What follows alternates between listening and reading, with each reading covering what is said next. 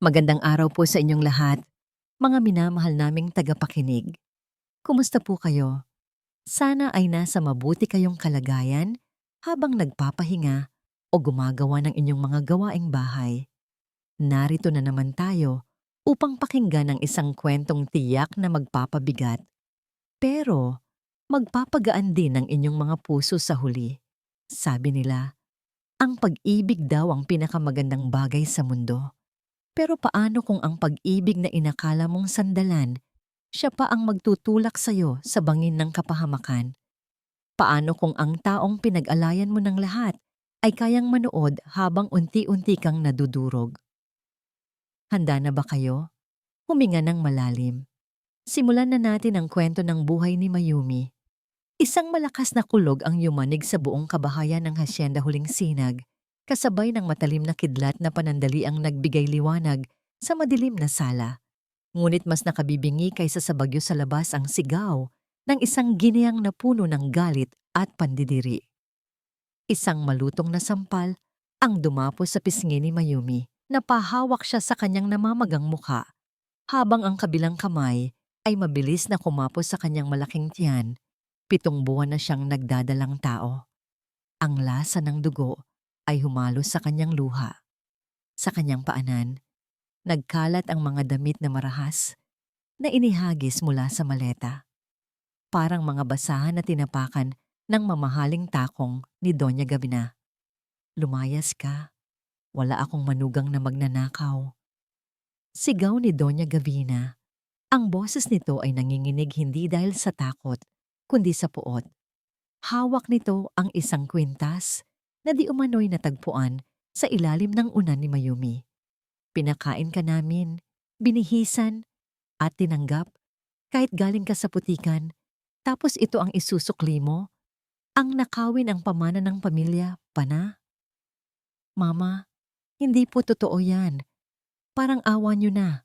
Humahagulgol na pagmamakaawa ni Mayumi. Nakaluhod siya sa malamig na sahig, nanginginig ang buong katawan. Hindi ko po magagawa yan. Alam niyo po kung gaano ko kayo iginagalang. Huwag mo akong tawaging mama. Dinuro siya ng Donya. At huwag kang umarte na parang inosente. Alam kong may lalaki ka. Siguro kaya mo ninakaw to para may ipanggastos kayo ng kabit mo, ano?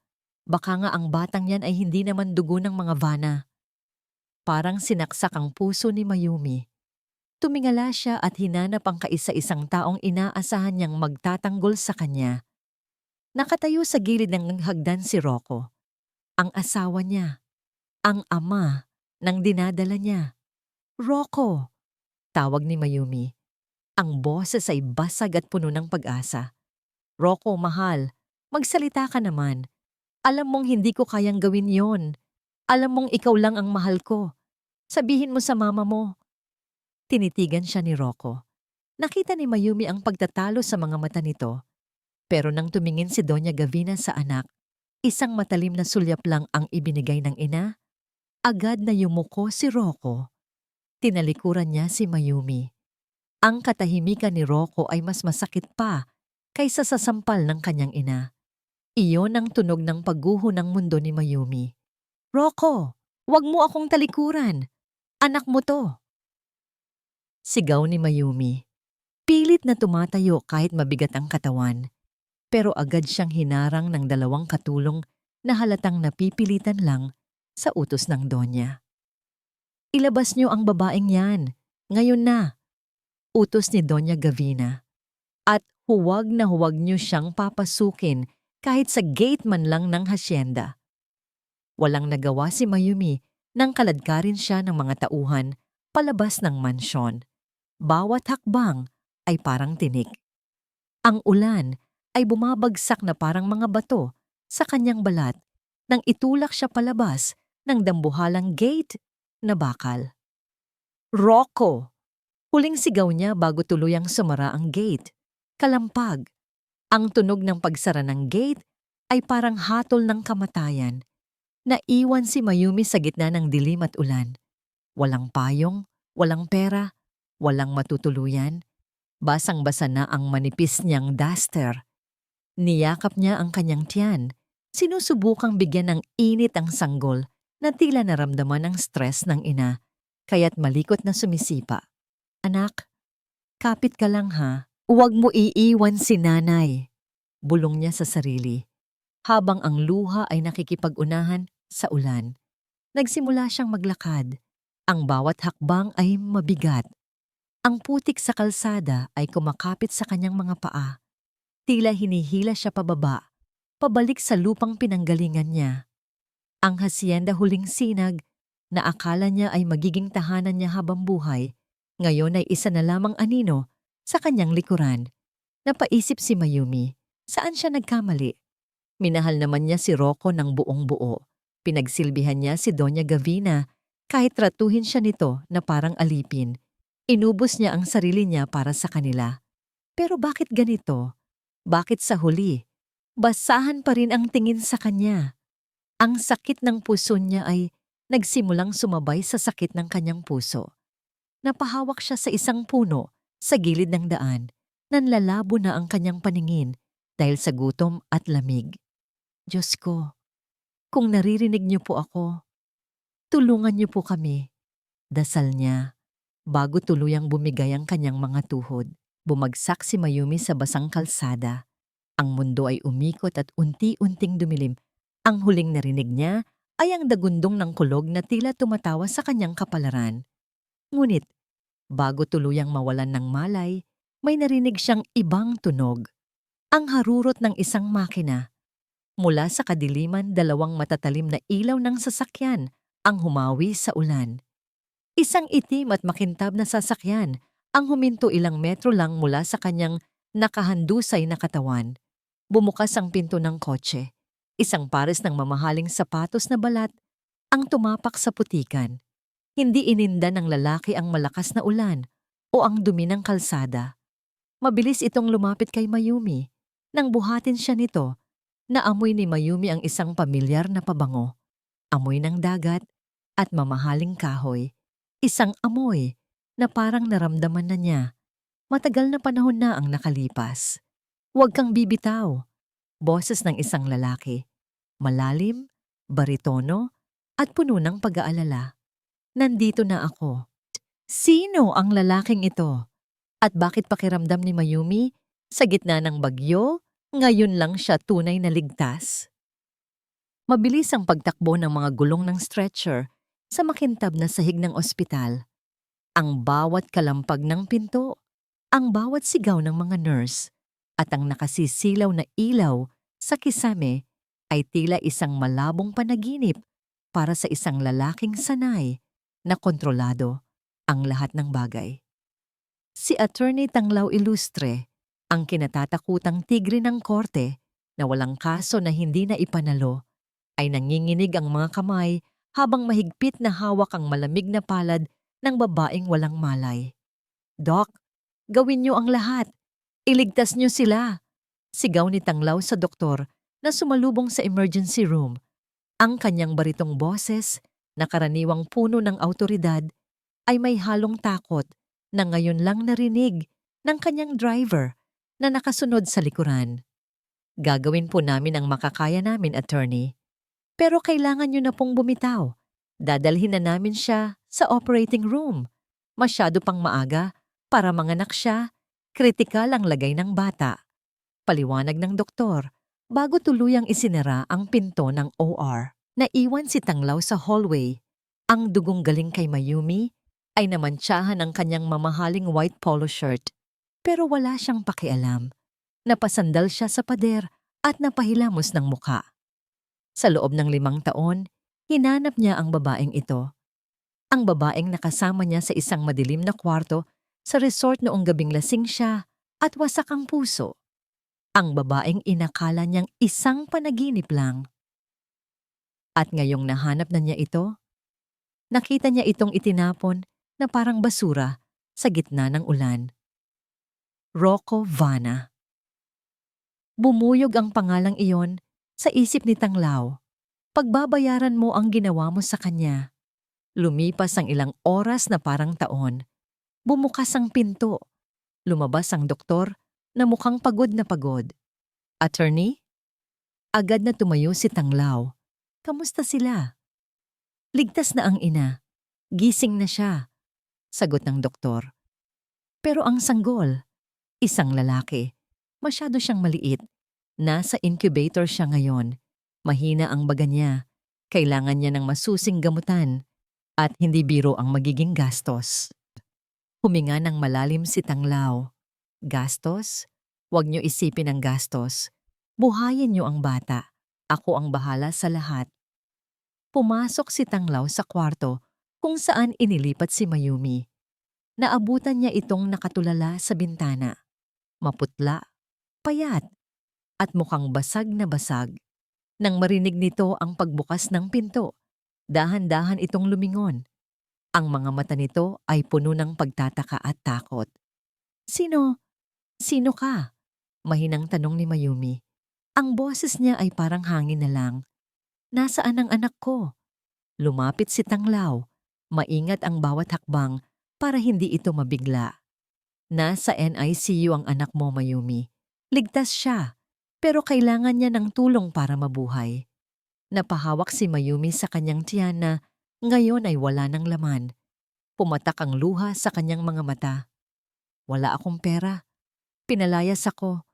Wala akong maibabayad sa ospital. Akmang tatanggalin niya ang dextrose sa kanyang kamay. Kailangan ko umalis. Kailangan ko magmakaawa kay Rocco. Mabilis na hinawakan ni Tanglaw ang kamay niya para pigilan ito. Ang hawak niya ay mainit at matatag. Hindi, madiin na sabi ni Tanglaw. Tinitigan niya si Mayumi sa mata. Hindi ka na babalik sa mga taong nagtapon sa'yo. Hahayaan mo bang lumaki ang anak mo sa pamilyang walang ginawa kundi saktan ka? Pero wala akong choice, hagulgol ni Mayumi. Sino ba ako? Isa lang akong ampon na naging asawa. Tapos naging basahan. Wala akong kapangyarihan. Pwede kitang bigyan ng kapangyarihan, sagot ni Tanglaw. Natahimik si Mayumi. Tinitigan niya ang estrangherong nasa harap niya. Gwapo ito, matikas, at mukhang galing sa mundong hindi niya maabot.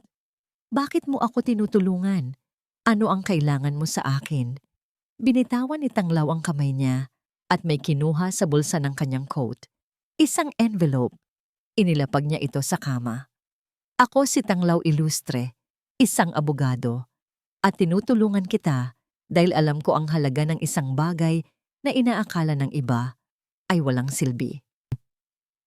Naglakad si Tanglaw palapit sa bintana, nakatalikod kay Mayumi habang nagsasalita. Sasagutin ko ang lahat ng gastos sa ospital, ang pagpapalaki sa anak mo, ang pag-aaral mo. Gagawin kitang isang babaeng hindi na kailanman kayang apakan ng kahit sino. Ibibigay ko sa iyo ang mundo, Mayumi. Ano ang kapalit? Nanginginig na tanong ni Mayumi. Alam niyang walang libre sa mundo. Humarap muli si Tanglaw at sa pagkakataong ito, may apoy sa kanyang mga mata. Ang kapalit ay simple lang. Patayin mo na si Mayumi, ang Mayumi na mahina, ang Mayumi na nagmamakaawa. Kalimutan mo na siya. At sa oras na lumabas ka sa ospital na ito, ibang babae na ang haharap sa mundo. Huminto siya sandali bago binitawan ang mga salitang magpapabago sa tadhana ni Mayumi magpakailanman. Dahil ang totoo, Mayumi, ang lupaing kinatatayuan ng Hacienda Huling Sinag, ang bahay na ipinagdamot sa iyo ng mga Vana, hindi sa kanila yon. Nanlaki ang mga mata ni Mayumi. Lumapit si Tanglaw, inilapit ang muka sa kanya, at bumulong na parang isang sumpa at pangako. Nakita ko ang orihinal na titulo ng lupa noong inaayos ko ang mga kaso ng lola mo na matagal nang nawawala. Ang lupang tinatapakan nila, nakapangalan sa'yo. Ikaw ang tunay na may-ari ng hacienda, senyorita. 5 taon ang mabilis na lumipas. Sa loob ng mansyon ng Hacienda Huling Sinag, ang hangin ay hindi na kasing presko ng dati. Ang mga dingding na dati ay makinang ay may mga bakas na ng dumi at ang ilang mga mamahaling gamit ay wala na sa kanilang pwesto, na ibenta na para pambayad sa naglalakihang utang ng pamilya Vana. Ayusin niyo ang mga bulaklak. Siguraduhin ninyong magmumukhang marangya ang gabing ito, sigaw ni Doña Gavina sa mga katulong. Kahit matanda na, hindi pa rin nababawasan ang kanyang kamay na bakal, bagaman halata sa kanyang mga mata ang pagod at kaba. Ngayong gabi, ang engagement party ni Rocco kay Althea, ang anak ng isang mayamang bangkero. Ito ang huling barahan ng mga Vana para maisalba ang hacienda mula sa tuluyang pag-ilit ng bangko. Sa isang sulok ng library, nakatayo si Rocco habang hawak ang isang baso ng alak. Nakatingin siya sa kawalan. 5 taon na ang nakalilipas, pero ang anino ng gabing iyon, ang gabi ng ulan at ang huling sigaw ni Mayumi, ay hindi pa rin siya tinatantanan. Rocco, ayusin mo ang mukha mo. Utos ni Doña Gavina nang pumasok ito sa kwarto. Dapat kang magmukhang masaya. Kapag naging asawa mo na si Althea, mawawala na ang lahat ng problema natin. Masaya? Mapait nang ngumiti si Rocco.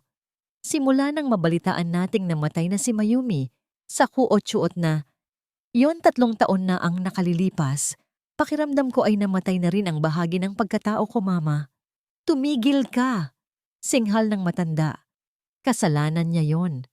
Kung hindi siya nagnakaw at naglandi, hindi siya hihantong sa ganoon. Patay na siya, Rocco. Kalimutan mo na ang basurang yon. Ang isipin mo ay ang hinaharap natin. Ang isipin mo ay ang kumpanyang pilit nating itinataguyod. Naputol ang kanilang pag-uusap nang pumasok ang isang tauhan, mukhang balisa. Doña Gavina, narito na po ang mga bisita at balita ko po, darating din ang kinatawan ng Montesillo Group. Nanlaki ang mga mata ni Gavina. Ang Montesillo Group, ang kumpanyang bumili sa lahat ng utang natin sa bangko, akala ko ay hindi sila tatanggap ng imbitasyon. Mukhang nagbago po ang isip ng kanilang CEO, si Senyora Astra, sagot ng tauhan. Sabi nila, siya ang pinakamayaman at pinakamisteryosong babae sa negosyo ngayon. Mabuti, tuwang-tuwang sabi ni Gavina. Kailangan nating makuha ang loob niya. Kung papayag siyang i-extend ang loan natin, hindi na natin kailangan pang umasa lang sa pamilya ni Althea. Ang ballroom ay napuno ng musika, tawanan, at kislap ng mga alahas. Ngunit sa gitna ng karangyaan, may isang kakaibang tensyon. Ang lahat ay naghihintay sa pagdating ng bilyonaryong mistika na si Astra Montesillo. Biglang tumigil ang musika. Ang malalaking pinto ng ballroom ay dahan-dahang bumukas. Isang katahimikan ang bumalot sa buong paligid. Isang babae ang pumasok. Nakasuot siya ng isang mahabang pulang gown na tila gawa sa apoy. Ang kanyang bawat hakbang ay may awtoridad. Ang tunog ng kanyang takong sa marmol na sahig ay parang tibok ng isang batingaw.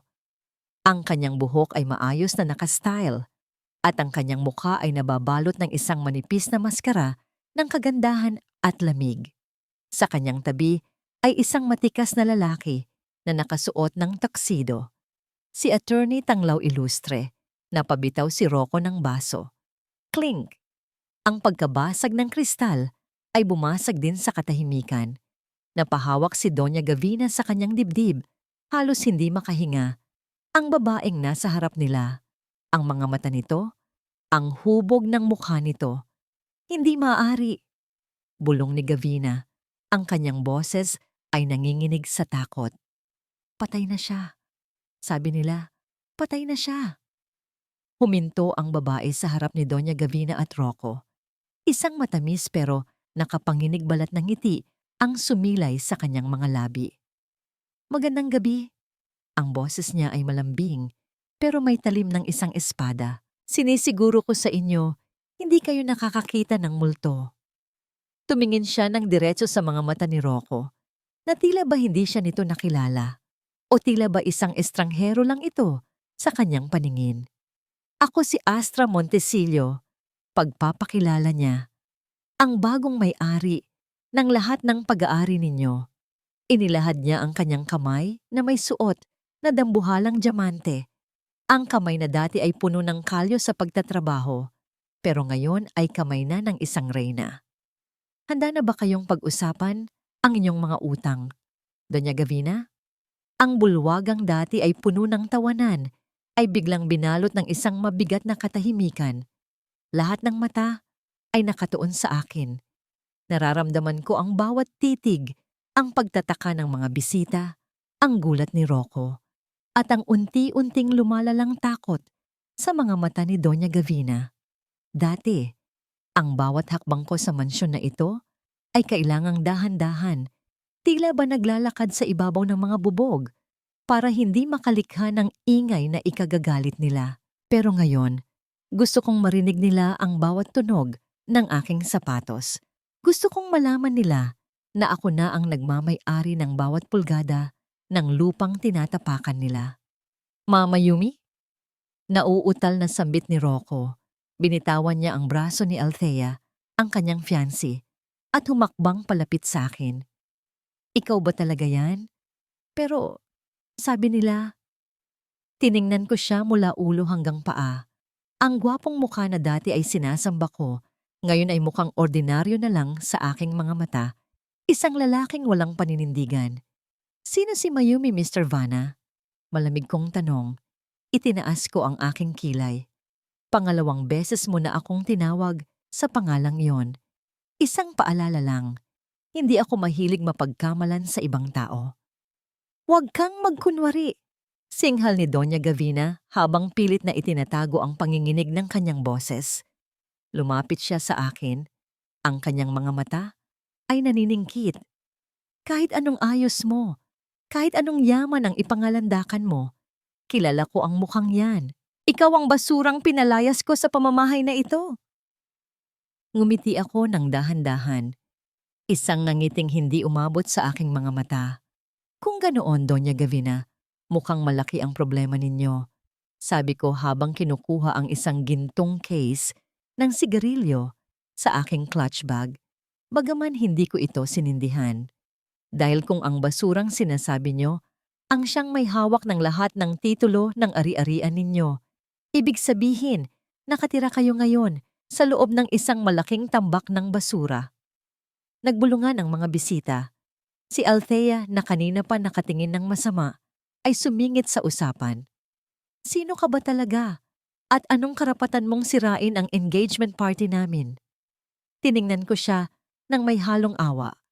I am Astra Montesilo, CEO of Montesilo Global Holdings. At ang karapatan ko? Simple lang, miss.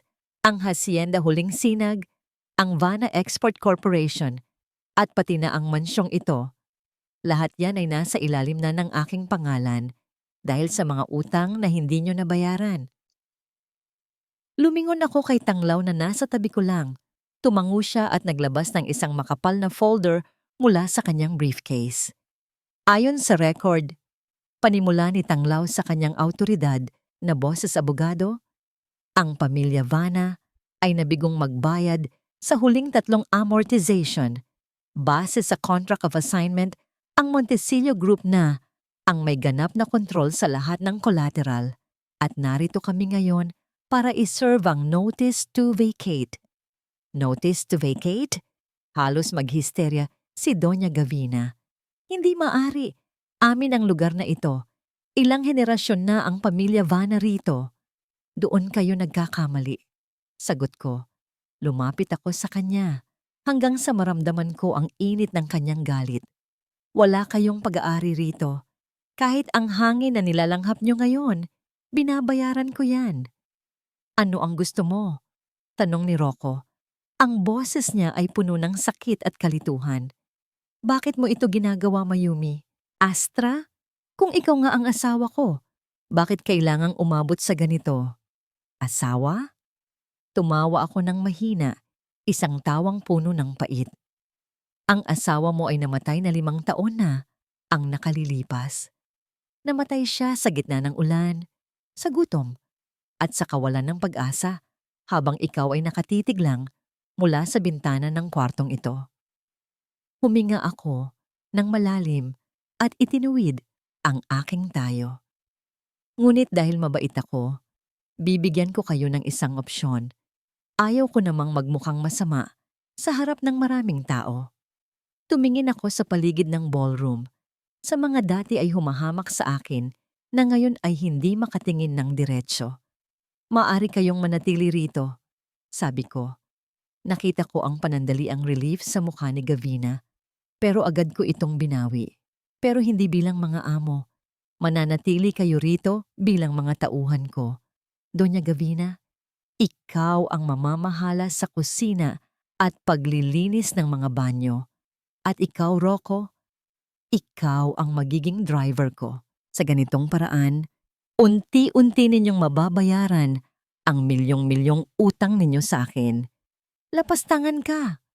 Akmang sasampalin ako ni Gavina, pero bago pa man dumapo ang kamay niya, mahigpit na itong nasalo ni Tanglaw. "Huwag niyo nang balaking dagdagan ang kaso niyo, Doña Gavina," banta ni Tanglaw. Tinalikuran ko na sila. Pero bago ako tuluyang lumabas ng pinto, huminto ako at lumingon muli. "May nakalimutan pala ako," sabi ko habang nakangiti. "May kasama akong darating bukas. Isang batang gustong-gustong makita ang hasyenda. Siguraduhin ninyong malinis ang kwartong tutulugan niya. Dahil baka hindi niyo magustuhan kapag nagalit ang batang yon." "Bata? Sinong bata?" Habol na tanong ni Rocco. Hindi ko siya sinagot. Naglakad ako palabas habang ang anino ko ay humahaba sa sahig ng mansyon. Sa isip ko naririnig ko ang boses ni Bay Sinag na tinatawag akong nanay. Bukas, makikita na ng anak ko ang lugar na kinuha sa amin at sisiguraduhin kong wala nang makakasakit sa kanya. Sariwa pa sa aking balat ang hapdi ng bawat patak ng pawis na gumagapang sa aking likuran. Hawak ko ang isang basahang-basa at isang balde ng tubig na may halong sabon. Ako, si Doña Gavina Vana, ay nakaluhod ngayon sa malamig na marmol na sahig ng sala. Ang sahig na ako mismo ang pumili ng disenyo, ang sahig na dati ay nilalakaran ko ng may taas noo. Ngayon ay kailangan kong kuskusin hanggang sa kumislap. "Punyeta!" Bulong ko sa sarili habang nanginginig ang aking mga kamay. Paano nauwi sa ganito ang lahat? Isang hampas lupa, isang ligaw na damulang ang babaeng yon. Narinig ko ang lagutok ng takong mula sa itaas ng hagdan. Hindi ko kailangang tumingala para malaman kung sino yon. Ang amoy ng kanyang mamahaling pabango ay sapat na para masuka ako sa galit. "May dumi pa rito sa kanto, Gavina." Malamig na boses ni Astra ang umalingaw-ngaw sa buong sala. "Akala ko ba ay sanay ka sa pagmamando ng mga katulong? Bakit tila hindi mo alam kung paano humawak ng basahan?" Dahan-dahan akong tumingala. Nakatayo siya doon, nakasuot ng isang puting silk robe, hawak ang isang tasa ng kape. Ang ganda niya ay nakasisilaw, pero para sa akin, siya ay isang demonyong nagsuot ng mukha ng anghel. "Huwag mo akong magabi-na, Mayumi." Singal ko habang pilit na tumatayo kahit sumasakit ang aking mga tuhod. "Alam nating dalawa kung sino ka talaga. Isang magnanakaw, isang manggagamit." Hindi man lang siya kumurap. Sa halip, lumakad siya palapit sa akin at ibinuhos ang kaunting kape mula sa kanyang tasa sa sahig na kakatapos ko lang linisin. "Oops, my hand slipped," sabi niya nang may mapanguyam ng ngiti. "Linisin mo yan. At tandaan mo, Gavina, sa loob ng bahay na ito, wala nang Mayumi. Ang kaharap mo ay ang babaeng nagpapakain sa'yo at sa anak mong walang silbi." Gusto ko siyang saksakin ang hawak kong brush, pero alam kong sa isang tawag lang niya sa mga bodyguard na nasa labas. Sa kalsada kami pupulutin ni Rocco. Eksaktong bumukas ang pinto at pumasok si Rocco.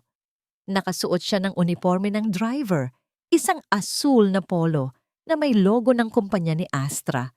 Bagsak ang kanyang mga balikat, ang kanyang mga mata ay walang buhay. Ang aking matikas na anak, ang tagapagmana ng mga vana, ngayon ay tagapagmaneho na lang ng babaeng dati ay hindi man lang niya matitigan ng diretsyo. "Handa na ang sasakyan, Madam Astra," mahinang sabi ni Rocco. Hindi siya makatingin sa akin. Alam kong nadudurog din ang puso niya na makita akong ganito. "Good," sagot ni Astra. "Rocco, pagkatapos mo akong ihatid sa opisina, dumaan ka sa airport. Susunduin mo ang pinakamahalagang bisita ko. Sino po yon? Tanong ni Rocco. Bago pa makasagot si Astra, isang maliit na tinig ang narinig namin mula sa bukana ng pinto. Nanay! Nanay! Look! I found a butterfly. Pumasok ang isang batang lalaki, tila nasa 5 taong gulang. Maputi ang bata, makapal ang kilay, at may mga matang tila nangungusap. Tumakbo siya patungo kay Astra at yumakap sa binti nito. Napatigil si Rocco. Nanigas siya sa kanyang kinatatayuan habang nakatitig sa mukha ng bata. Maging ako ay napaawang ang labi. Ang batang yon, may kung anong pamilyar sa kanyang mga ngiti. Binuhat ni Astra ang bata at hinalikan sa pisngi. This is Sinag, pagpapakilala ni Astra habang nakatingin ng diretso kay Rocco. Ang anak ko, ang tanging dahilan kung bakit ako bumalik. Lumapit ang bata kay Rocco at inabot ang isang maliit na laruang sasakyan na nahulog nito. Hi po! Are you the new driver?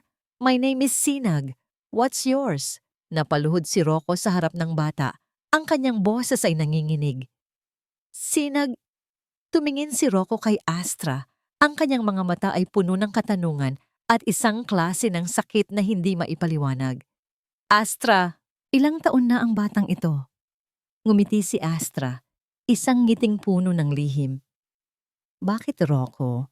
Natatakot ka ba sa sagot? O baka naman, natatakot kang malaman kung sino talaga ang kamukha niya kapag nagalit siya. Ngunit bago pa makapagsalita si Rocco, lumapit ang bata sa akin at hinawakan ng marumi kong kamay. Lola, why are you crying? Do you want my toy? Nabitiwan ko ang basahan.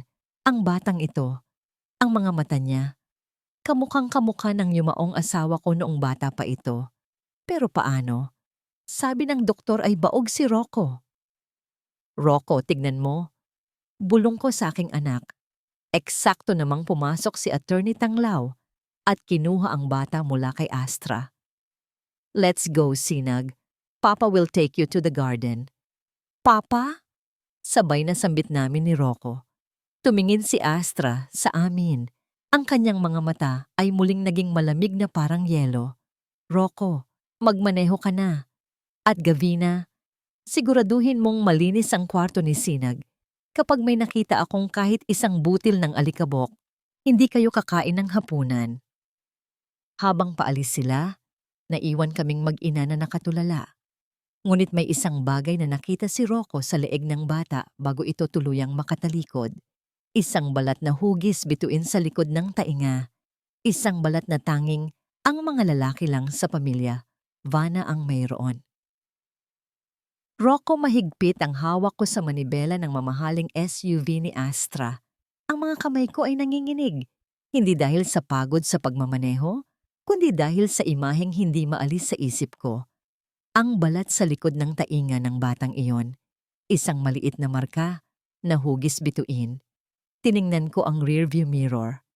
Nakita ko si Astra na maingat na inaayos ang buhok ni Sinag habang ang bata ay mahimbing na natutulog sa kanyang kandungan. Sa tabi nila, nakaupo si Attorney Tanglao, nagbabasa ng mga dokumento. Tila ba sila ay isang perpektong pamilya? Isang pamilyang dapat ay sa akin. Isang pamilyang ako ang dapat na nandoon. Rocco, tumingin ka sa daan. Malamig na utos ni Astra nang mapansin niyang nakatingin ako sa salamin. Ayokong madamay ang anak ko sa katangahan mo. Astra, ang boses ko ay halos pabulong. Ang batang iyon, si Sinag, ilang taon na siya uli? 5, maikli niyang sagot. Bakit? Plano mo bang maging ninong? O baka naman gusto mong bilangin kung ilang taon na ang lumipas simula noong itinapon niyo ako sa kalsada? Hindi ako nakasagot. Kung 5 taon na si Sinag, ibig sabihin, ipinanganak siya ilang buwan matapos pinalaya si Mayumi sa hasyenda. Ang panahon ay tugmang-tugma. Pero, paano? Rocco, tanggapin mo na ang katotohanan. Sabi ng doktor, hindi ka kailanman magkakaroon ng anak. Baog ka.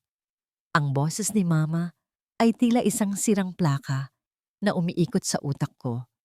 Iyon ang dahilan kung bakit hinayaan ko siyang itaboy, si Mayumi. Iyon ang dahilan kung bakit naniwala ako na nagtaksil siya sa akin. Dahil naniwala ako sa kasinungalingan na hindi ko kayang maging ama. Pagdating sa mansion, agad na binuhat ni Tanglaw si Sinag para ipasok sa loob. Bumaba si Astra, pero bago siya makalayo, hinawakan ko ang kanyang braso. Astra, kailangan nating mag-usap. Alam ko ang markang yon sa likod ng tainga ni Sinag. Ang tatay ko ako. Lahat kami ay meron yan. Hindi iyon nagkataon lang. Hinarap ako ni Astra. Sa halip na matakot, tinawanan niya ako ng mapait. Ang kapal din naman ng mukha mo, Rocco. Pagpapatuloy ni Astra, ang kanyang boses ay parang hapdi ng alak sa sugat. Pagkatapos mong maniwala na nagnakaw ako, pagkatapos mong hayaan ang nanay mo na sampalin ako habang daladala ko ang bata sa sinapupunan ko. Ngayon, dahil lang sa isang balat, aangkinin mo ang anak ko? Astra, sabihin mo lang ang totoo. Sigaw ko. Ang mga mata ko ay nagsisimulang manlabo dahil sa luha. Anak ko ba siya? Kung sa akin siya, may karapatan akong malaman. Lumapit sa akin si Astra. Amoy na amoy ko ang bango niya. Ang bango ng isang reyna na malayo na sa Mayumi na nakilala ko noon. Karapatan? Nawalan ka ng karapatan sa kanya nung gabing mas pinili mong maniwala sa kasinungalingan kaysa sa katapatan ng asawa mo. Kung anak mo man siya o hindi, hinding-hindi siya magiging sayo. Dahil para kay Sinag, patay na ang kanyang ama. Tinalikuran niya ako at naglakad papasok sa mansyon. Naiwan akong nakatayo sa ilalim ng init ng araw, duguan ng puso at puno ng pagsisisi. Hindi ako pwedeng pumayag. Kung si Sinag ay isang vana, siya ang magliligtas sa amin. Siya ang magiging susi para mabawi ang lahat. Kinagabihan, habang ang lahat ay natutulog, lulan ng aking desperasyon, pumasok ako sa kwarto ni Sinag. Ang aking puso ay tumitibay sa bawat tibok. Nakita ko ang bata na mahimbing na natutulog, yakap-yakap ang isang asul na bear. Dahan-dahan, kumuha ako ng isang maliit na gunting. Maingat kong kinuha ang ilang hibla ng kanyang buhok. Patawad anak, bulong ko. Kailangan ko lang malaman ang totoo. Kinabukasan, agad akong nagtungo sa isang pribadong laboratorio. Ginamit ko ang huling perang itinago ko sa aking pitaka para sa isang express DNA test. Ang bawat oras ng paghihintay ay parang paghatol sa aking buhay.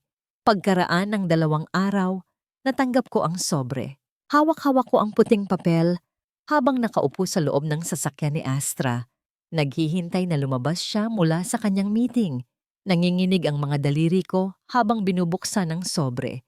Binasa ko ang bawat salita hanggang sa dulo. Probability of paternity, 0%.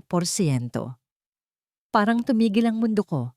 Ang papel ay nalaglag mula sa aking mga kamay. 0%? Paano naging posible iyon? Ang marka, ang hugis ng muka, ang lahat? Looking for this? Nagulat ako nang bumukas ang pinto ng sasakyan. Doon ay nakatayo si Tanglaw. Hawak ang papel na nahulog ko. May isang mapait na ngiti sa kanyang mga labi. Attorney, paano? Hindi ko matuloy ang aking sasabihin. Tinitigan ako ni Tanglaw nang may halong pandidiri. Akala mo ba ay ganoon kadaling makuha ang katotohanan, Rocco? O baka naman mas pinili mong maniwala sa gusto mong mangyari? Pero ang balat niya, ang balat sa likod ng tainga. Giit ko. Lumapit si Tanglaw at bumulong sa akin. Ang kanyang boses ay puno ng panganib. May mga bagay sa mundong ito na hindi kayang ipaliwanag ng agham, Rocco. Pero heto ang isang katotohanan. Si Sinag ay anak ni Astra at ang lalaking tumayo bilang ama niya noong wala ka ay ako. Kaya wag na huwag mo nang susubukan na hawakan uli kahit isang hibla ng buhok niya, dahil baka hindi mo magustuhan kung saan ka pupulutin. Naiwan akong muli na mag-isa. Ang sakit ay mas matindi kaysa noong pinalayas namin si Mayumi. Kung hindi ako ang ama, sino? Sino ang lalaking nandoon sa dilim noong gabing akala ko ay ako ang kasama ni Mayumi? O baka naman, ang katotohanan ay mas masakit pa kaysa sa iniisip ko. Sa loob ng mansyon, mula sa bintana, nakatingin si Astra sa amin. Hawak niya ang orihinal na resulta ng test na hindi kailanman nakita ni Rocco. Isang dokumentong nagsasabing si Rocco nga ang ama, ngunit pinalitan ito ni Tanglaw para sa proteksyon ni Astra. Ngumiti si Astra habang pinapanood ang pagdurusa ni Rocco. Ito pa lang ang simula, Rocco. Ang hindi mo pagkilala sa sarili mong dugo ang magiging pinakamabigat mong parusa. Tanglaw. Nakaupo ako sa aking opisina sa loob ng mansion, ang tanging kwartong hindi pinapasok ni Rocco at Gavina. Sa harap ko ay nagkakalat ang mga lumang dokumento, mga kupas na litrato, at ang tunay na resulta ng DNA test na kinuha ni Rocco. Tiningnan ko ang papel, 79.9% match. Si Rocco nga ang ama ni Sinag, ngunit gaya ng ipinangako ko kay Astra, hinding-hindi malalaman ng mga Vana ang katotohanan ito. Ang isang lalaking hindi kayang itayo ang kanyang asawa ay walang karapatang kilalanin ang kanyang anak. Ang hustisya ay hindi lang tungkol sa batas. Minsan, ito ay tungkol sa pagkakait ng ligaya sa mga taong naging malupit. Ngunit may mas malalim pang dahilan kung bakit ako narito. Hindi lang para maging papa ni Sinag o abogado ni Astra. Kinuha ko ang isang lumang land title mula sa lihim na compartment ng aking briefcase. Ang titulong ito ay hindi galing sa bangko. Ito ay galing sa archives ng lola ni Mayumi, si Doña Isadora, ang tunay at orihinal na may-ari ng Hacienda Huling Sinag bago ito maipamana di umano kay Gavina. Attorney, maari ba akong pumasok? Boses yon ni Astra. Tumayo ako at pinagbuksan siya ng pinto. Pumasok siya, pagod ang mga mata, pero nananatiling matatag.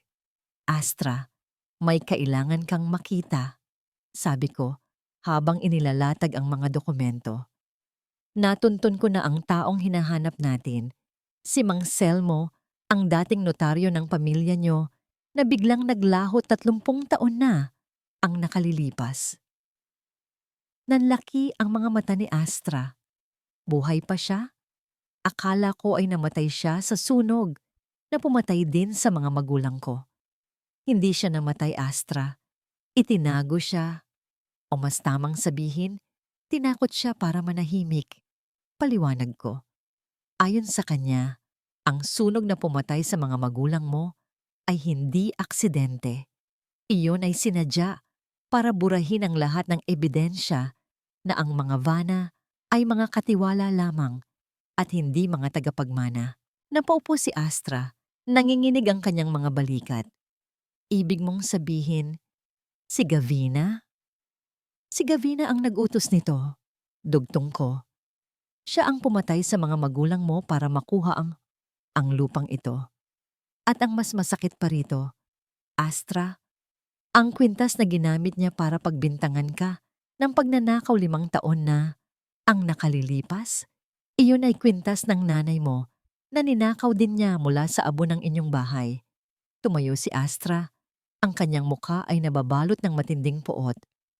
Ang babaeng yon, hindi lang niya kinuha ang dangal ko, kinuha niya ang pamilya ko.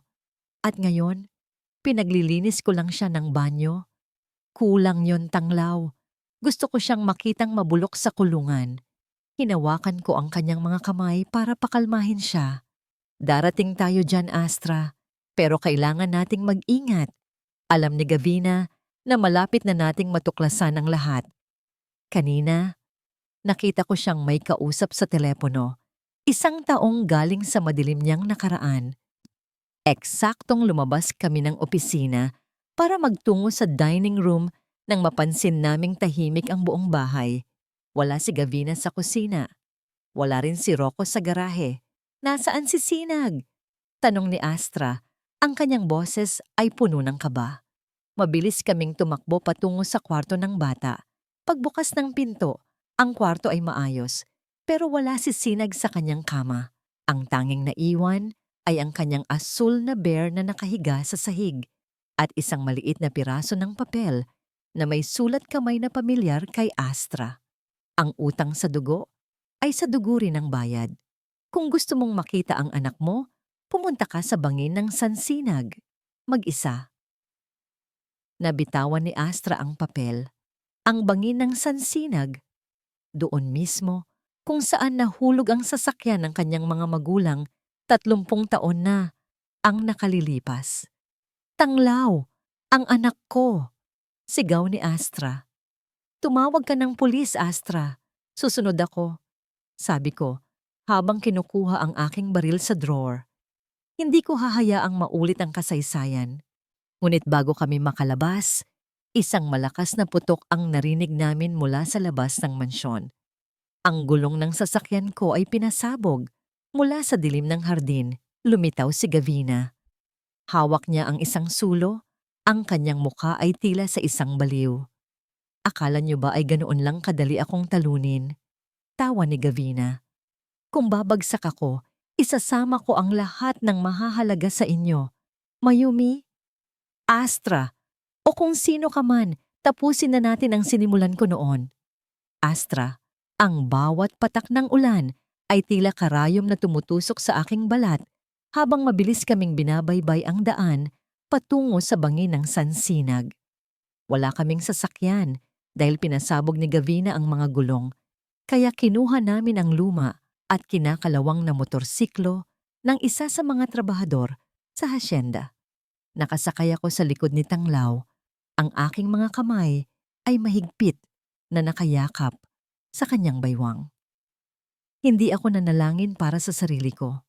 Buong buhay ko, sanay na akong masaktan. Pero ang anak ko, ang inosenteng si Sinag, Tingnaya. Tanglaw, bilisan mo.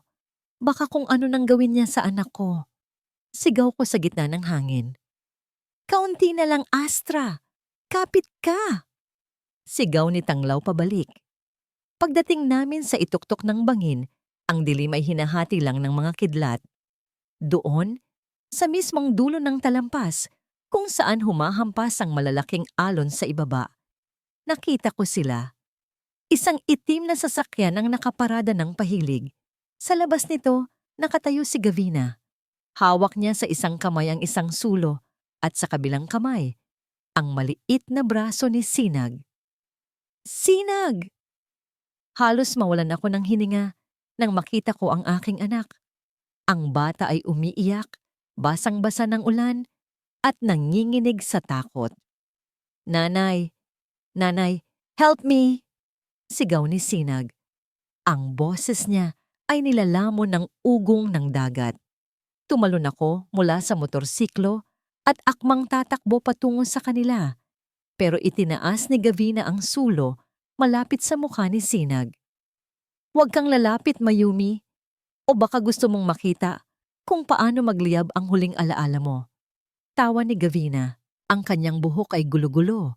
Ang kanyang mga mata ay dilat na dilat sa kabaliwat. Dito mismo namatay ang mga magulang mo. Dito ko tinapos ang kapangyarihan ng mga Montesillo. At dito ko rin tatapusin ang pagkakamaling ginawa ni Rocco. Hayop ka, Gavina! Sigaw ni Tanglaw habang dahan-dahang humahakbang sa gilid para paikutin ang matanda. Bitawan mo ang bata. Wala siyang kasalanan sa mga kasalanang ginawa mo 30 taon na ang nakalilipas. Kasalanan? Walang kasalanan ang maghangad ng yaman. Depensa ni Gavina. Lumingon siya sa akin. Ang mukha ay puno ng pandidiri. Akala mo ba ay hindi ko alam? Ang batang ito. Kahit pinalitan niyo ang DNA test, alam ko ang dugo niya. Siya ang magiging tagapagmana ng hasyenda at hinding-hindi ko hahayaan na ang isang basura na tulad mo ang maghari sa lupang pinaghirapan kong nakawin. Biglang may lumitaw na isa pang anino mula sa likod ng sasakyan. Si Rocco. Mama, tama na. Sigaw ni Rocco. Hingal na hingal siya. Mukhang kanina pa siya narito at sinusubukang kausapin ng kanyang ina. Ibigay mo sa akin ang bata. Mama, nakikiusap ako. Huwag kang pumatay ng sarili mong apo. Apo? Halakak ni Gavina. Rocco, anak, masyado kang malambot. Ang batang ito ay sumpa. Siya ang magpapaalala sa buong mundo ng iyong kahinaan. Kung talagang mahal mo ako, tulungan mo akong itulak sila sa bangin. Hindi ko gagawin yan, Mama. Lumapit si Rocco. Ang kanyang mga kamay ay nakataas. Astra, patawarin mo ako. Patawarin mo ako sa lahat. Tumingin si Rocco sa akin. At sa unang pagkakataon, sa loob ng 5 taon, nakita ko ang lalaking minahal ko noon. Bago siya nilamon ng takot sa kanyang ina. Ngunit huli na ang lahat para sa pagsisisi. Rocco, kunin mo si Sinag. Sigaw ko. Sa isang iglap, sumugod si Rocco kay Gavina para agawin ang bata. Nagpumiglas ang matanda.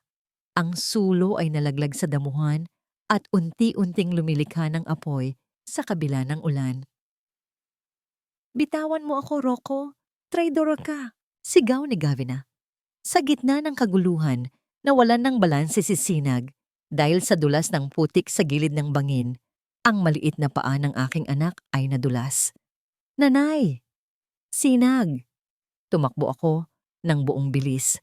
Ang aking puso ay tila lalabas sa aking dibdib. Nakita ko ang pagdausdos ni Sinag patungo sa kailaliman. Ngunit bago siya tuluyang mahulog, isang kamay ang mabilis na sumunggab sa kanyang damit. Si Rocco. Nakadapa si Rocco sa putikan.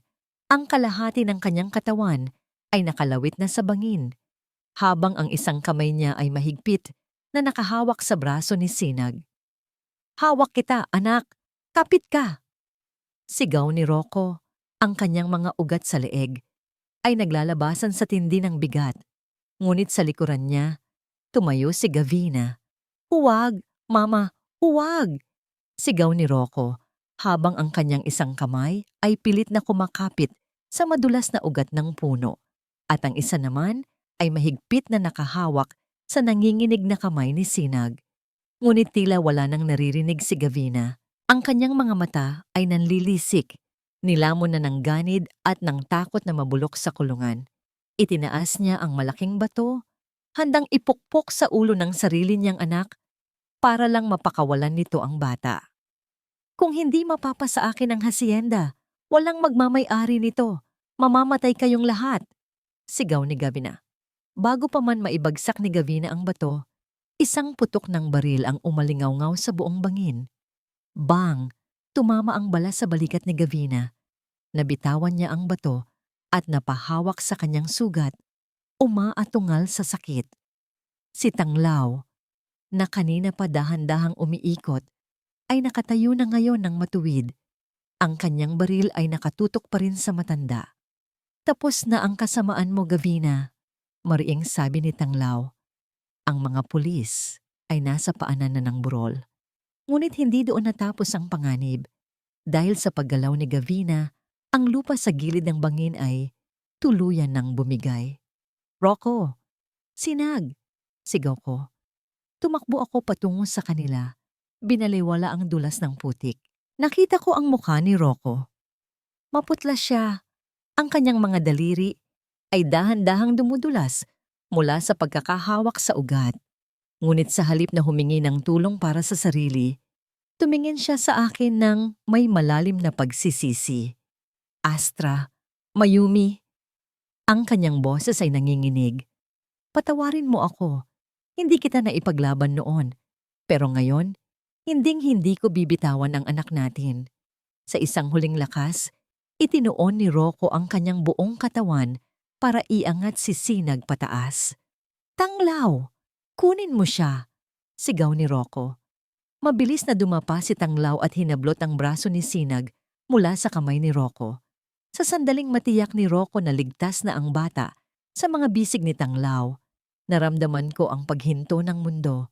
Ang lupang kinakapitan ni Rocco ay tuluyan ng gumuho. Rocco, sigaw ko. Pilit na inaabot ang kanyang kamay. Pero huli na. Nakita ko ang paghulog ni Rocco sa madilim na kailaliman ng bangin. Kasunod, ang mga naglalakihang bato. Ang huling nakita ko sa kanyang mukha ay isang ngiti. Isang ngiti ng isang lalaking sa wakas ay nakagawa ng tama. Nanay! Iyak ni Sinag habang yakap-yakap siya ni Tanglaw. Napasubsob ako sa putikan. Humahagulgol habang tinitingnan ang kawalan. Sa likuran namin, ang mga ilaw ng sasakyan ng pulis ay nagsimulang magbigay liwanag sa paligid. Nilapitan ng mga otoridad si Gavina na ngayon ay lupaypay na sa lupa, hindi dahil sa sugat, kundi dahil sa pagkatalo. Nilapitan ako ni Tanglaw, dala-dala ang umiiyak na si Sinag. Ibinigay niya sa akin ang bata. Mahigpit ko itong niyakap. Ang init ng katawan ng aking anak, ang tanging nagpapatunay na hindi ito isang masamang panaginip. Tumingin ako sa ibaba ng bangin, kung saan humahampas ang malalaking alon. Ang hasyenda Huling Sinag ay nananatiling nakatayo sa aming likuran, tahimik at madilim. Ang lahat ng ginto, ang lahat ng lupain, at ang lahat ng kapangyarihan. Sa huli, dugo at luha ang naging kabayaran. Tapos na, Astra, bulong ni Tanglaw habang inaalalayan kaming tumayo. Ligtas na kayo, wala na ang mga multo ng nakaraan. Tumingala ako sa langit. Ang ulan ay dahan-dahan nang tumitila. At sa malayo, isang manipis na guhit ng liwanag ang nagsisimulang sumilaysa. Ang bawat patak ng ulan ay tila karayom na tumutusok sa aking balat habang mabilis naming binabaybay ang daan patungo sa bangin ng Sansinag.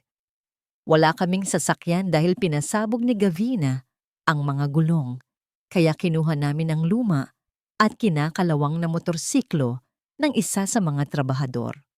Nakasakay ako sa likod ni Tanglaw. Ang aking mga kamay ay mahigpit na nakayakap sa kanyang baywang. Hindi ako nanalangin para sa sarili ko. Buong buhay ko, sanay na akong masaktan. Pero ang anak ko, ang inosenteng si Sinag, Tanglaw, bilisan mo. Baka kung ano nang gawin niya sa anak ko. Sigaw ko sa gitna ng hangin. Kaunti na lang, Astra. Kapit ka. Sigaw ni Tanglaw pabalik. Pagdating namin sa ituktok ng bangin, ang dilim ay hinahati lang ng mga kidlat. Doon, sa mismong dulo ng talampas, kung saan humahampas ang malalaking alon sa ibaba, nakita ko sila. Isang itim na sasakyan ang nakaparada ng pahilig.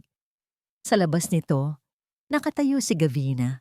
Hawak niya sa isang kamay ang isang sulo at sa kabilang kamay, ang maliit na braso ni Sinag. Sinag! Halos mawalan ako ng hininga. Ang bata ay umiiyak, basang-basa ng ulan, at nanginginig sa takot. Nanay! Nanay, help me! Sigaw ni Sinag. Ang boses niya ay nilalamon ng ugong ng dagat.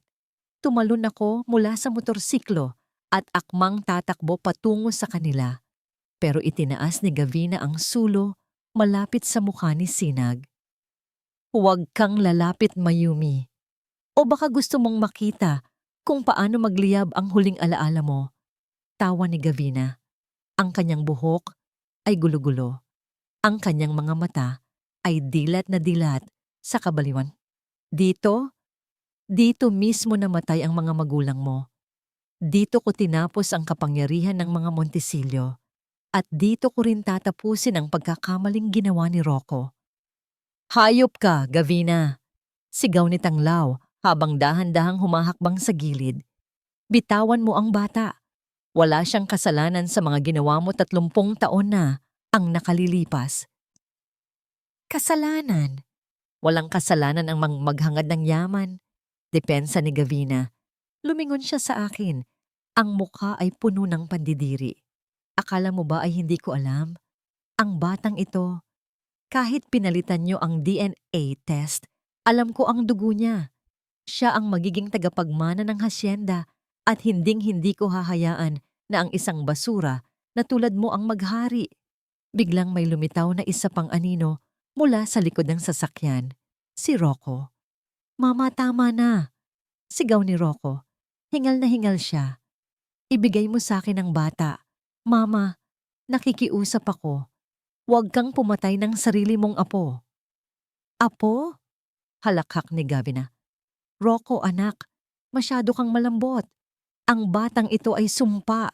Siya ang magpapaalala sa buong mundo ng iyong kahinaan. Hindi ko gagawin yan, Mama." Lumapit si Rocco, ang kanyang mga kamay ay nakataas. "Astra, patawarin mo ako. Patawarin mo ako sa lahat." Sa isang iglap, sumugod si Rocco kay Gavina para agawin ang bata.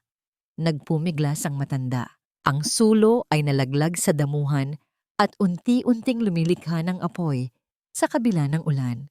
Sa gitna ng kaguluhan, nawalan ng balanse si Sinag dahil sa dulas ng putik sa gilid ng bangin. Ang maliit na paa ng aking anak ay nadulas. "Nanay! Sina? Ag!" Tumakbo ako ng buong bilis. Nakita ko ang pagdausdos ni Sinag patungo sa kailaliman. Ngunit bago siya tuluyang mahulog, isang kamay ang mabilis na sumunggab sa kanyang damit. Si Rocco. Nakadapa si Rocco sa putikan. Ang kalahati ng kanyang katawan ay nakalawit na sa bangin, habang ang isang kamay niya ay mahigpit na nakahawak sa braso ni Sinag. "Hawak kita, anak! Kapit ka!" Sigaw ni Rocco. Ang mga ugat sa leeg niya ay naglalabasan sa tindi ng bigat. Ngunit sa likuran niya, tumayo si Gavina. Itinaas niya ang isang malaking bato. Itataas na sana ni Gavina ang dambuhalang bato para ipukpok sa ulo ng sarili niyang anak. Ngunit bago pa man niya ito magawa, isang putok ng baril ang umalingaw-ngaw, mas malakas pa sa kulog na dumaan. Bang! Napaatungal sa sakit si Gavina nang tumama ang bala sa kanyang balikat. Nabitawan niya ang bato at napasandal sa sasakyan habang ang kanyang dugo ay humahalo sa agos ng ulan sa kalsada. Si Tanglaw, na kanina pa dahan-dahang gumagapang sa gilid, ay nakatayo na ngayon ng matuwid. Hawak niya ang kanyang baril nang may matatag na kamay. "Huwag kang gagalaw, Gavina! Tapos na ang kasamaan mo." Ngunit hindi pa tapos ang panganib. Dahil sa bigat ni Rocco at sa paggalaw ni Gavina, ang lupa sa gilid ng bangin ay tuluyan ng gumuho. "Rocco! Sinag!" Sigaw ko habang patakbo akong lumalapit, binaliwala ang dulas ng putik. Nakita ko ang mukha ni Rocco. Punong-puno ito ng dumi at dugo, pero ang kanyang mga mata ay nakatitig sa akin nang may pagsisisi na ngayon ko lang nakita sa buong buhay ko. "Astra, Mayumi." Nanghihina ang kanyang boses, pero malinaw ang bawat salita sa gitna ng hangin. "Patawarin mo ako. Hindi kita naipaglaban noon. Pero ngayon, hinding-hindi ko bibitawan ang anak natin." Naramdaman ko ang pagyanig ng lupa sa ilalim namin. Alam ni Rocco na hindi na siya magtatagal. Alam niyang kapag sinubukan niyang umakyat, mahuhulog silang dalawa ni Sinag. "Tanglaw, kunin mo ang bata. Ngayon na!" Sigaw ni Rocco. Mabilis na dumapa si Tanglaw sa gilid ng bangin. Abot kamay na niya si Sinag. "Iabot mo ang kamay mo, Sinag. Hawak ka kay Papa." Sa isang huling lakas na nanggaling sa kanyang buong pagkatao, itinuon ni Rocco ang kanyang mga paa sa isang nakausling bato para iangat si Sinag pataas. Nang mahawakan na ni Tanglaw ang dalawang kamay ng bata at maihila ito palayo sa panganib, tumingin muli si Rocco sa akin. Isang nangiti, isang malungkot, pero mapayapang nangiti ang sumilay sa kanyang mga labi. "Mahal ko kayo," bulong niya. At sa isang iglap, ang lupang kinakapitan ni Rocco ay tuluyang naglaho. "Rocco!" Ang sigaw ko ay tila bumasag sa langit. Nakita ko ang kanyang paghulog sa madilim at maalon na kailaliman ng bangin ng Sansinag. Nawala siya sa gitna ng mga naglalakihang bato at putik. Napasubsob ako sa putikan, humahagulgol habang yakap-yakap si Sinag na dinala ni Tanglaw sa aking tabi. Ang bata ay umiiyak, tinatawag ang driver papa niya. Habang ako ay walang nagawa, kundi panoorin ang lalaking minahal ko noon na lamunin ng dagat. Sa likuran namin, ang mga ilaw ng sasakyan ng pulis ay dumating na. Nilapitan nila ang lupaypay na si Gavina. Wala na ang donya, wala na ang kapangyarihan. Ang tanging naiwan ay isang matandang sugatan at baliw na tawa, nang tawa sa gitna ng ulan. Nilapitan kami ni Tanglaw at niyakap kaming dalawa ni Sinag. Ang kanyang init ang nagpabalik sa akin sa realidad. Ligtas na tayo, Astra, bulong niya. Tapos na ang lahat. Tumingin ako sa dulo ng bangin. Ang ulan ay dahan-dahan nang tumitila at sa malayo, isang manipis na guhit ng liwanag ang nagsisimulang lumitaw sa abot-tanaw. Ngunit kasabay ng kaligtasan namin ay ang isang tanong na habambuhay na dadalhin ng aking puso. Namatay ba si Rocco para lang sa isang pagkakamaling maaari naman niyang naituwid noon pa? O ito na ba ang paraan ng tadhana para bigyan kami ng pagkakataong magsimulang muli nang wala ng anino ng nakaraan? 3 araw na ang nakalilipas simula noong gabing iyon sa bangin, pero tila naririnig ko pa rin ang ugong ng dagat at ang huling sigaw ni Rocco. Ang hacienda Huling Sinag ay balot ng isang kakaibang katahimikan. Wala na ang sigaw ni Gavina, wala na ang tunog ng kanyang mga takong na tila nagmamando sa bawat sulok ng bahay. Nakatayo ako sa balkonahe. Pinagmamasdan si Sinag na naglalaro sa damuan kasama si Tanglaw. Ligtas ang anak ko. At sa bawat tawa niya, nararamdaman ko ang unti-unting paghilom ng mga sugat na 5 taon ko ring dinala. Madam Astra, lumingon ako at nakita ang isa sa mga investigador ng pulis. May hawak siyang isang lumang metal box na puno ng kalawang. Natagpuan po namin ito sa isang lihim na compartment sa kwarto ni Doña Gavina. Paliwanag niya, mukhang ito ang mga dokumentong matagal na ninyong hinahanap. Nang buksan ko ang kahon, tumambad sa akin ang mga tunay na titulo ng lupa, mga sulat ng nanay ko, at isang recorder, isang lumang cassette tape. Agad ko itong pinatugtog. Ang boses ni Gavina ang lumabas. Mas bata pero kasing talim ng dati. Kailangang mawala ang mga Montesillo. Ang lupang ito ay para sa akin. Walang makakaalam na ako ang nagputol ng brake ng sasakyan nila. Napahawak ako sa mesa. Hindi lang pala pagnanakaw. Sinadya talaga niyang patayin ang mga magulang ko. Ang hustisya na ipinagkait sa akin ng 30 taon ay nasa kamay ko na ngayon. Si Gavina ay nasa loob na ng kulungan, naghihintay ng habambuhay na pagkabilanggo, habang ang kanyang isipan ay tuluyan ng nilamon ng kanyang sariling mga demonyo. Astra, si Tanglaw. Lumapit siya sa akin at hinawakan ang aking balikat. Napansin niya ang mga dokumento. Tapos na ang laban, Astra, mahinahon niyang sabi. Nakuha mo na ang lahat, ang pangalan mo, ang yaman mo, at ang hustisya para sa pamilya mo. Tumingin ako sa kanya. Tanglaw, bakit? Bakit mo ito ginawa? Noong gabing kinuha mo ako sa kalsada, hindi lang yon dahil sa pagiging abogado mo, hindi ba? Huminga ng malalim si Tanglaw. Tumingin siya sa malayo, tila bumabalik sa isang alaala na matagal na niyang itinatago. 5 taon na ang nakalilipas, Astra. Sa resort, kung saan ka nagtatrabaho noon bilang server, doon sa madilim na kwarto, kung saan mo inakalang si Rocco ang kasama mo dahil sa sobrang kalasingan mo at dahil pinatay ni Gavina ang mga ilaw para bitagin ka. Tumigil siya sandali at sa pagkakataong ito, ang kanyang mga mata ay naging seryoso at puno ng pagsisinta. Hindi si Rocco ang pumasok sa kwartong yon, Astra. Si Rocco ay natulog sa bar dahil sa sobrang kalasingan. Ako ang nandoon. Napagkamalan mo akong asawa mo at sa dilim ng gabing iyon, hindi ko rin alam na ikaw ang babaeng habambuhay kong hahanapin. Nanlaki ang mga mata ko. Ang lihim ng gabing iyon, ang dahilan kung bakit kamukha ni Sinag ang mga Vanna ay dahil si Tanglaw at si Rocco ay magpinsan sa ama, isang lihim na tanging ang pamilya ilustre lang ang nakakaalam. Kaya pala ganoon na lang ang proteksyon mo sa amin. Bulong ko. Hinahanap kita simula noon, Astra.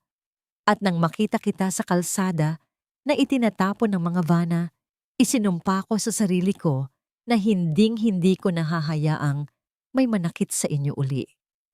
Hindi ako nakapagsalita. Ang pag-ibig na akala ko ay wala na, ang tiwalang akala ko ay durog na, ay unti-unting nabubuo sa harap ng lalaking ito.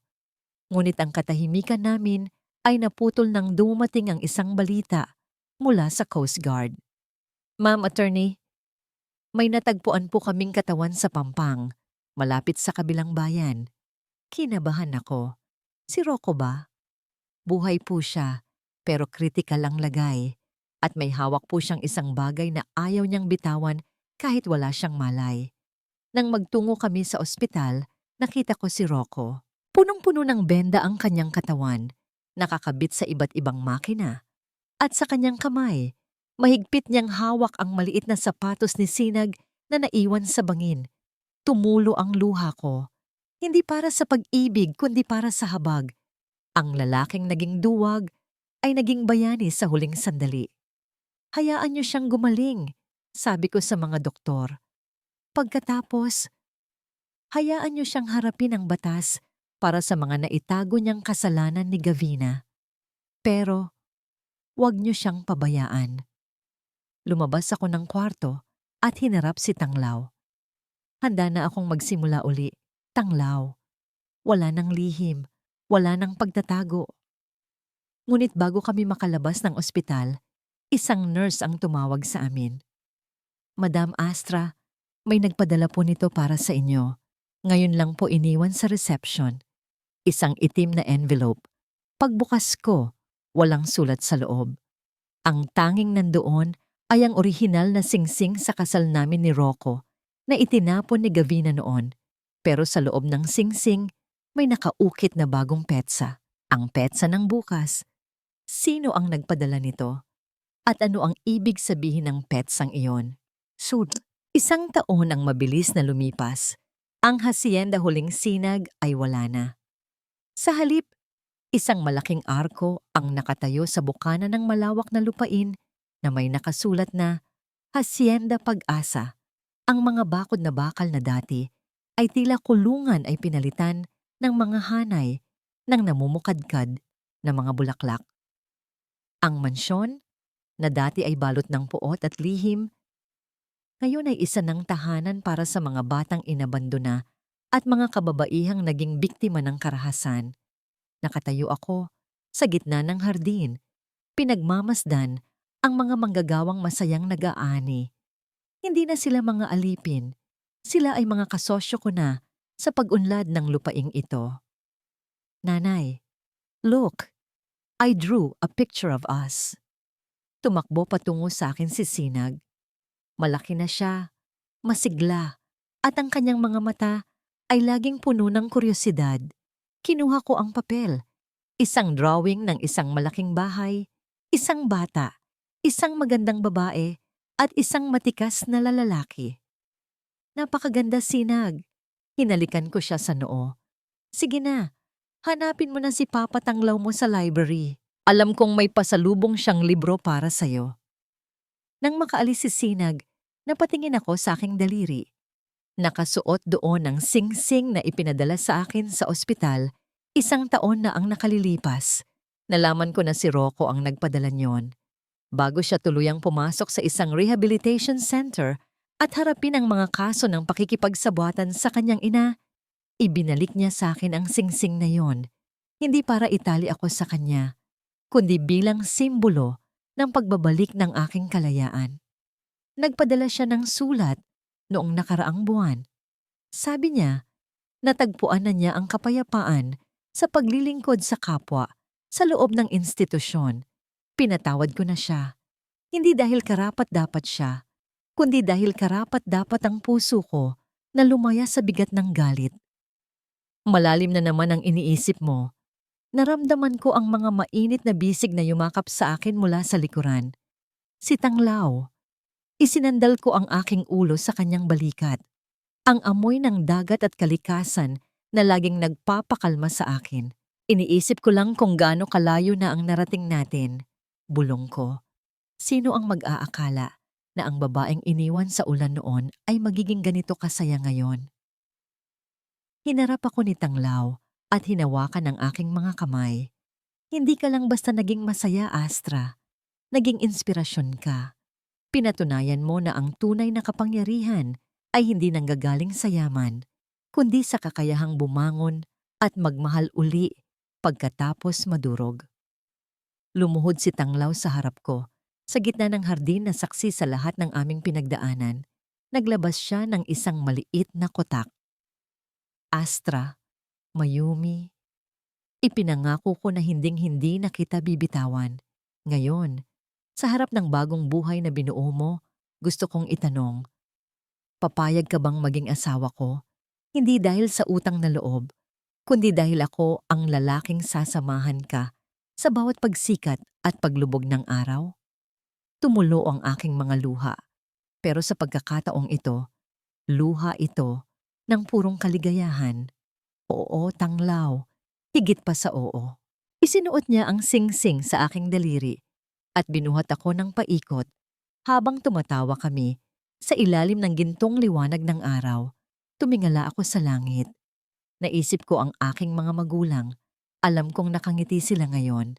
Ang Hacienda Pag-asa ay hindi na lamang isang lupain. Ito ay isang patotoo na walang bagyong kayang sumira sa isang pusong marunong lumaban. Wala na si Mayumi na mahina. Wala na rin ang galit na Astra. Ang narito ngayon ay isang babaeng buo, malaya, at tunay na minamahal. Dito, sa Hacienda Pag-asa, ang bawat araw ay isang panibagong pagkakataon para maging mas mabuting tao. At sa bawat paglubog ng araw, alam kong bukas, may mas maliwanag pang sinag na darating. Dito po nagtatapos ang kwento ng buhay ni Astra at ang kanyang paglalakbay mula sa dilim patungo sa liwanag ng pag-asa. Ang aral na may iwan sa ating mga puso ay simple lang. Ang tunay na hustisya ay hindi nakukuha sa pagganti ng masama sa kapwa, kundi sa pagbangon ng mas matatag at pagpapakita na ang kabutihan ay laging mananaig. Hindi hadlang ang sakit ng kahapon upang tayo ay magkaroon ng magandang bukas. Hanggat tayo ay marunong magpatawad at maniwala sa ating sarili, laging may pag-asa. Sana ay nagustuhan ninyo ang aming inihandang kwento para sa inyo. Marami pa po kaming kwentong kasing ganda at mas puno ng aral dito sa aming channel. Kung nagustuhan nyo ang kwentong ito, huwag kalimutang i-like, i-share sa inyong pamilya at mga kaibigan. At mag-subscribe na rin para lagi kayong updated sa mga susunod pa naming mga upload. I-click nyo ang notification bell para kayo ang unang makarinig sa mga panibagong kwentong magbibigay kulay sa inyong araw. Ano po ang gusto ninyong maging tema ng susunod nating kwento? I-comment nyo lang po sa ibaba at babasahin namin ang inyong mga mungkahi. Pagpalain po kayo ng Panginoon, kayo at ang inyong buong pamilya. Hanggang sa muli, mga kakwento.